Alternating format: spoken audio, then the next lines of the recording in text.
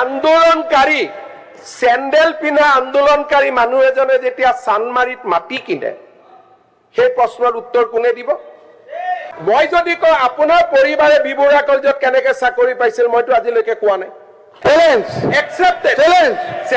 Is accepted. যেতিয়া এজন মতা মানুহ খুব দুৰ্বল হয় তেতিয়া তেওঁ মাইকী মানুহক আক্ৰমণ কৰিব আৰম্ভ কৰে। সেয়া কংগ্ৰেছৰ শাসনকালত আছিল।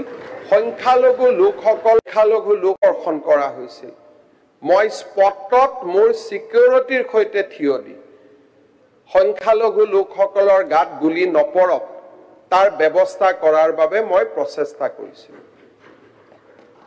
এই সদনৰ পৰা বহি বহুত কথা ক'ব পাৰি, কিন্তু যেতিয়া স্পষ্টভাৱে সমাজ দুটা ভাগত বিভক্ত হৈ যায়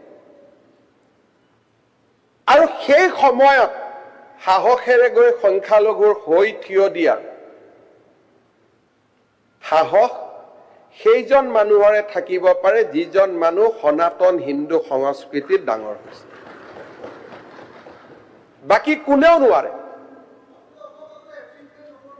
মই কলো নহয়, মই অখিল গগৈ ডাঙৰ ভোট লাগে আপোনালোকক। এতিয়া কাৰো ভোট নালাগে। এবাৰ আহিছে 26 আহিছে, আপোনাৰ কথা বদলিছে। এই ভোট খেলিব আপোনাৰ কথা বদলিলে। 26 আহি গ'ল। আপুনি অলপ আগতে কৈছিলে বোলে আপুনি শুনি লওক। আৰু এই গোটেইখিনি ভোট আপোনাৰ নামত দি দিছো। মই আজিও কৈছো যে বিজেপিয়ে কাৰো পৰা ভোট আশা নকৰে। আপুনি যে কংগ্ৰেছৰ মন্ত্ৰীটো আপুনিও আছিলে। মই আছিলো। আটাইতকৈ শক্তিশালী মন্ত্ৰী এজন আছিলে। আছিলো। আপোনাৰ দিনত মানুহ মৰিছিলে। এতিয়া আপুনি তাৰমানে আপোনালোকে ইনডাইৰেক্টলি শক্তিশালী বুলি মই এটা কথা বুজি নাপাওঁ। কংগ্ৰেছৰ সদস্যসকলে অখিল গগৈ ভাল কৰিব যায় নে বেয়া কৰিব যায়। মোক শক্তিশালী বুলি কৈ তৰুণ গগৈক দুৰ্বলী কৰি দিয়ে আপোনালোকে। আজি মোৰ মন্ত্ৰীসভাত কোনোবা শক্তিশালী মন্ত্ৰী আছে নেকি? যেতিয়া আপোনালোকে কয় এৱে চলাইছিল এৱে কৰিছিল, তৰুণ গগৈৰ ব্যক্তিত্বক আপোনালোকে বাৰে বাৰে কিয় অপমান কৰে? মৃত মানুহ এজনক নাপায় নহয় তেনেকুৱা কৰিব। ভালকে দেখি আপুনি এনেকে মই এইটো এটা প্ৰৱণতা দেখিছো যে মৃত্যুৰ পিছতো অখিল গগৈ তৰুণ গগৈ কিমান সমালোচনা কৰে। এইবিলাক একেবাৰে আপুনি আকৌ পলিটিচাইজ নকৰিব। আপুনি একদম উল্টা কথা কোৱা মানুহ পৃথিৱীত। আচ্ছা আপুনি এটা কওক, এজন আজি যদি এই মন্ত্ৰীসভাত কয় ৰণোজ পেগু মুখ্যমন্ত্ৰীতকৈ শক্তিশালী, তাৰমানে মোক অপমান কৰা হ'ল নে নাই? আপুনি কিন্তু ভাল কাম কেইটা ক্ৰেডিট কেইটা চব লয়। 108টো আপুনি আনিলো বুলি কয়। মিনিষ্টাৰ কাৰণে লওঁ প্লিজ। আপুনি 108টো আপুনি আনিলো বুলি কয়। এইটো কেন্দ্ৰীয় চৰকাৰৰ বস্তু আছিলে। ৰিপ্লাইটো শুনি লওক। এইটো আপোনাৰ ৰেকৰ্ড। ৰিপ্লাইটো শুনি লওক। এনএছএনটো আপোনাৰ আপোনাৰ লগত মই টু মেমে কৰিব খোজা নাই, কিন্তু ৰেকৰ্ডত কৈছো 108 সম্পূৰ্ণ ষ্টেট গভৰ্ণমেণ্টৰ স্কিম আছিলে যেতিয়া আমি আনিছিলো। ৰেকৰ্ডত কৈছো। কালি মোৰ ওপৰত প্ৰিভিলেজ মোচন লৈ আহক যদি মই ভুল কৈছো। গতিকে আপুনি যিখিনি আপোনাৰ মই দেখিছো যে বয়স যিমানে হৈ গৈছে আপুনি সৰু ল'ৰা টাইপ হৈ গৈছে। আপুনি এটা মনত কেতিয়া ভাবিছেন 126 জনৰ কোনেও এনেকে উঠা পুঠা নকৰে, আপুনি কৰি থাকে। আৰু সাধাৰণ দুই এজন মানুহে ভাবে যে আপুনি বহুত এক্টিভ এমএলএ, কিন্তু আচলতে যে আপোনাৰ একোৱে নাই। You have nothing. আপুনি যদি ইন্টেলেকচুৱেলি চাব যে একো যায়, আপুনি খালি ভুল তথ্যবিলাক দি থাকে। ইটো সিটো এতিয়াই কৈ দিলে NHM চেন্ট্ৰেল গভৰ্ণমেণ্টৰ। হৰি 108 was a state government scheme. Give credit to Tarun Gogoi.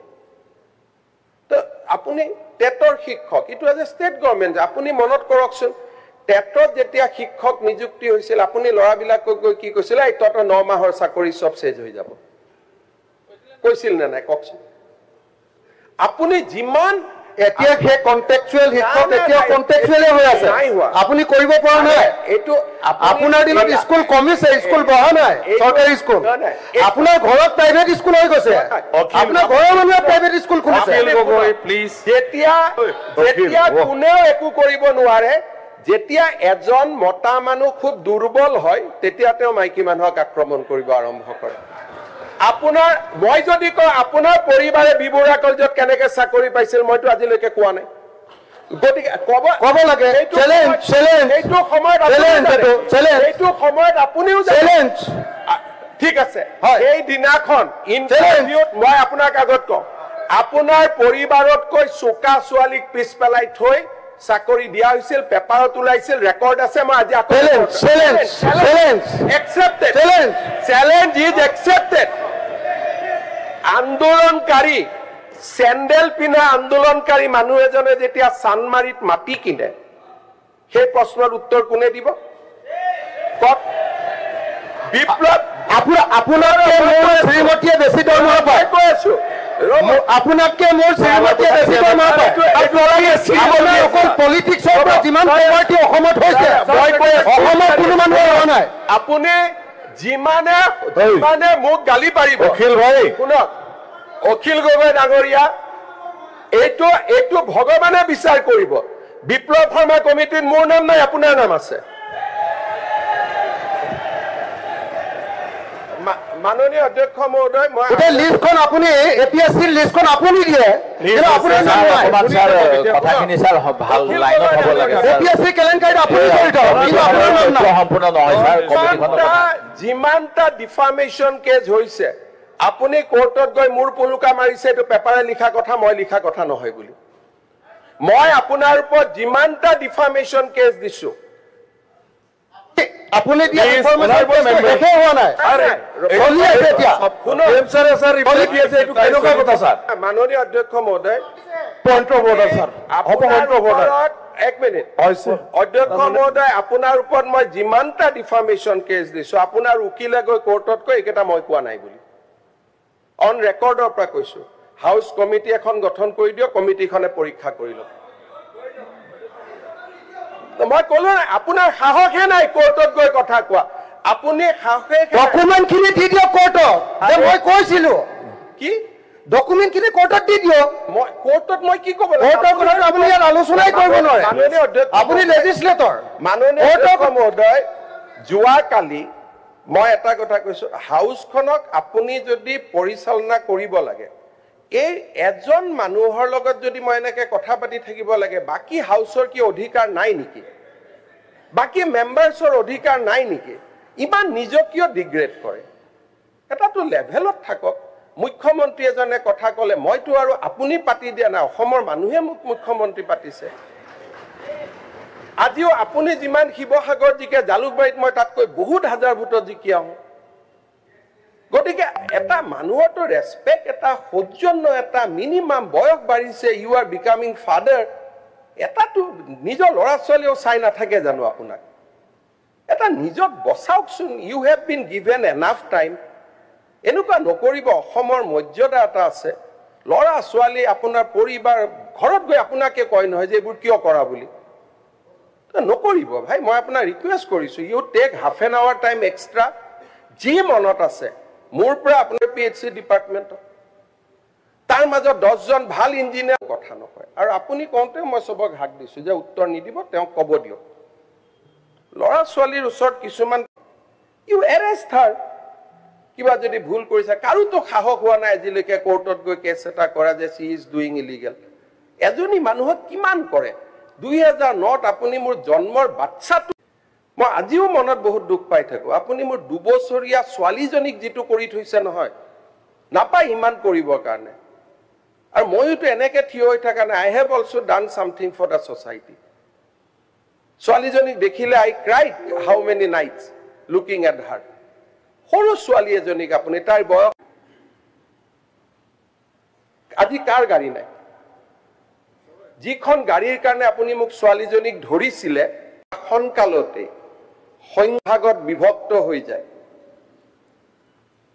আৰু সেই সময়ত সাহসেৰে গৈ সংখ্যালঘুৰ হৈ থিয় দিয়া সাহস সেইজন মানুহৰে থাকিব পাৰে যিজন মানুহ সনাতন হিন্দু সংস্কৃতিত ডাঙৰ হৈছে বাকি কোনেও নোৱাৰে মই কলো নহয় মই নহয় অখিল গগৈ ডাঙৰ ভোট লাগে আপোনালোকক এতিয়া কাৰো ভোট নালাগে এবাৰ আহিছে 26 আহিছে আপোনাৰ কথা বদলিছে এই ভোট খেলিব আপোনাৰ কথা বদলিলে 26 আহি গ'ল আপুনি অলপ আগতে কৈছিলে বোলে এপিছমেণ্ট নকৰো আপুনি শুনি লওক আৰু এই গোটেইখিনি ভোট আপোনাৰ নামত দি দিছো মই আজিও কৈছো যে বিজেপিয়ে কাৰো পৰা ভোট আশা নকৰে আপুনি যদি কংগ্ৰেছৰ মন্ত্ৰীটো আপুনিও আছিলে মই আছিলো আটাইতকৈ শক্তিশালী মন্ত্ৰী এজন আছিলে আছিলো আপোনাৰ দিনত মানুহ মৰিছিলে আছিলো এতিয়া আপুনি তাৰমানে আপোনালোকে ইনডাইৰেক্টলি শক্তিশালী বুলি মই এটা কথা বুজি নাপাওঁ কংগ্ৰেছৰ সদস্যসকলে অখিল গগৈ ভাল কৰিব যায় নে বেয়া কৰিব যায় মোক শক্তিশালী বুলি কৈ তৰুণ গগৈক দুৰ্বলী কৰি দিয়ে আপোনালোকে আজি মোৰ মন্ত্ৰীসভাত কোনোবা শক্তিশালী মন্ত্ৰী আছে নেকি যেতিয়া আপোনালোকে কয় এৱে চলাইছিল এৱে কৰিছিল তৰুণ গগৈৰ ব্যক্তিত্বক আপোনালোকে বাৰে বাৰে কিয় অপমান কৰে মৃত মানুহ এজনক